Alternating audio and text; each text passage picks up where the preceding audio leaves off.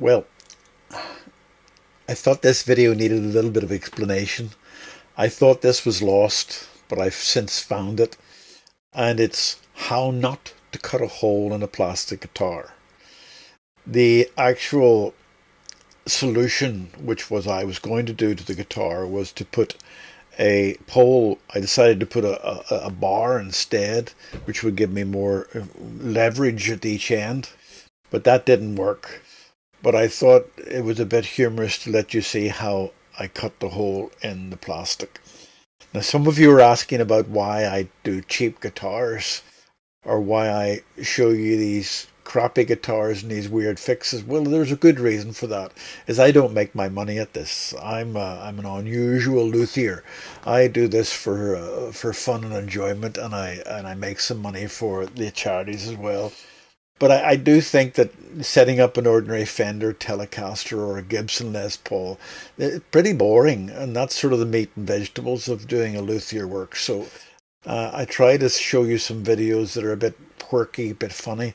So I'll show you the odd boring stuff as well, and I intend to go into sort of more serious stuff about how to take a fretboard off, just a single video on that, or how to saw a neck off in a more detail, but I'll do that as we go along. But this video is just to fill in the gap of the others, and I found it very humorous. There we go. Right, this should be fun. I need to cut a hole, and I want to try to keep it as neat as possible. I've drilled a hole in the center to give me a sprocket holder, and I found I think it's something from a pickup which gives you various holes. So I'm going to use that size. I've marked out the hole where I'm going to have. So what I'm going to try to do, which could be fun, is I'm going to use my handheld router. Put my blade in there. I don't know what's going to happen when I do that, but I'm going to put my blade in there and go around and use the thing to try and go around it. So that will be fun. I think what I'll do, just to save any scratching, whether this is going to be fun, I think what I'll do to save any scratching of the plastic is put a few layers of paper on there, because it's going to be this thing, the bottom of this is going to be scraping on that, and I want to try to keep that, but I'm not, we'll see. It should be fun. Anyway, I'm going to be slow and delicate about it. See that? Stop it scratching is what I'm looking at. And I'm going to go slow. I'm going to cut about a third if it works. And then I'm going to put gaffer tape on it to strengthen it. Because if I was to cut the whole thing, it'd start wobbling. And so I do a third, gaffer tape it tight, do another third, gaffer tape it tight, and then hopefully do the last third. All right? So let's how do I get this without ripping my hands off? Right, okay. Let's just see what happens. I'm afraid to. How do you switch this on now? I've forgotten. Right. Oh, right, it's there.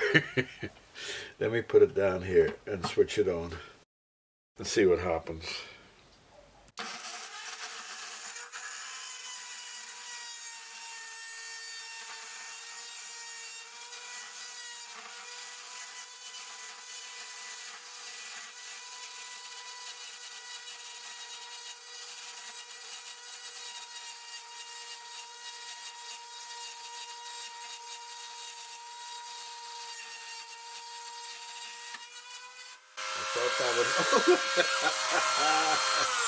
Look what happened.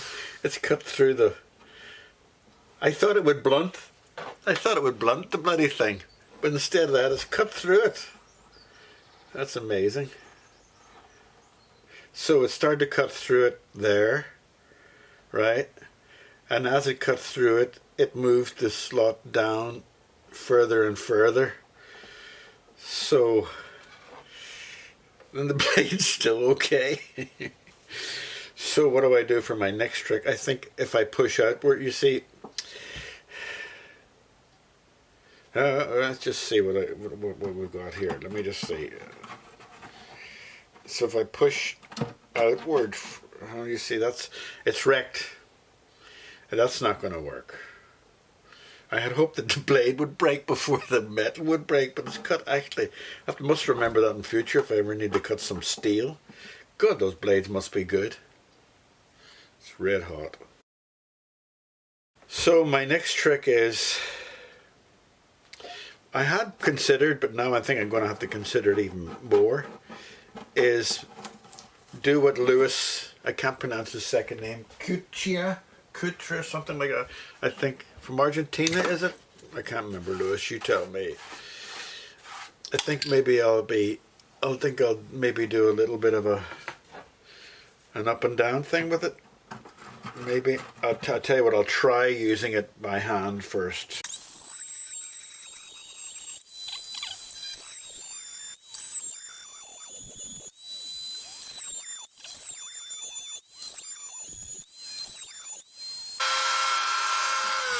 It's dragging me off track, and I'm going to have to come at it from another way, but I can't see.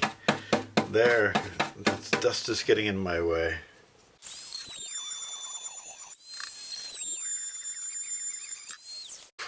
It's not what I wanted, but it's what I've got. So instead of putting this back, well, maybe I will put it back on again and glue around it and stuff like that, but it's left a gap around it. Well, we'll see. We'll worry about that when the time comes. We're trying to rescue this guitar, not make it brand new. I'm going to take this outside and dust it now and come back in again. Well, that didn't quite go the way I expected, or maybe I shouldn't say expected, the way I'd hoped. But I learned something from it which I was quite impressed about, is that you can cut a thin metal with the router. I must store that in the back of my brain sometime if I'm ever desperate to get a hole cut and shaped in it. But there we are. What I'm going to do now is take you inside with my iPhone and let you have a look around. Okay, ciao. Okay, and here we go. Let's just look at the top first. Let's see what we have. There's the two shims, and there's that.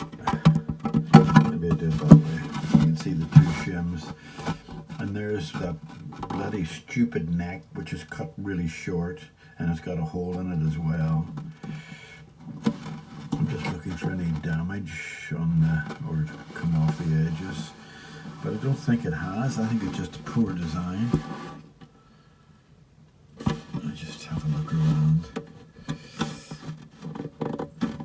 There's some glue spill there. It doesn't mean an awful lot. That looks pretty well down as well.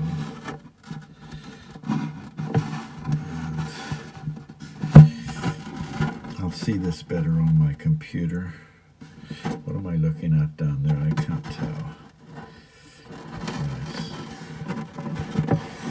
Overall, it looks to be fine, but they put the shims in the wrong bloody place. The shims should have been down the side of the guitar. So my thoughts on this at the moment are to put a bar across that little piece of wood I just set on top of the struts, and then maybe bring it further forward to about there, and then use a pole against the top, which would also have a small piece of wood on it to spread the load.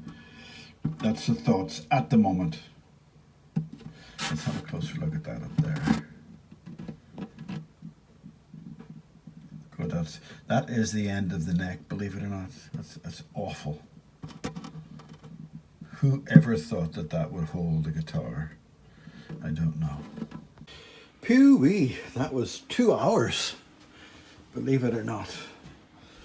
And what I've had to do is put a strap across a piece of wood across the struts, hardwood, and a piece of hardwood up against the plastic. Now, the hardwood end is rounded so there's not an edge digging into the sides. Those screws are to stop it sliding if it gets bashed about a bit, so they're screwed into the struts after being drilled so I don't split the struts.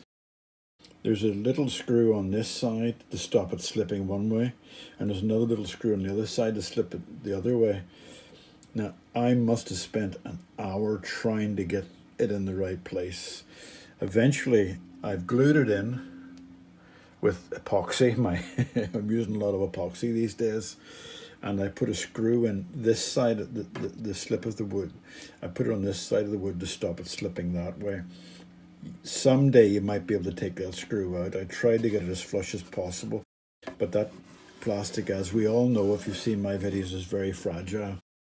So I'm going to let that sit. It's given me about, I can get a bit better action now with the saddle and the bridge, and it's made it playable. Then I got to figure out a way to fix that hole somehow. All right, ciao.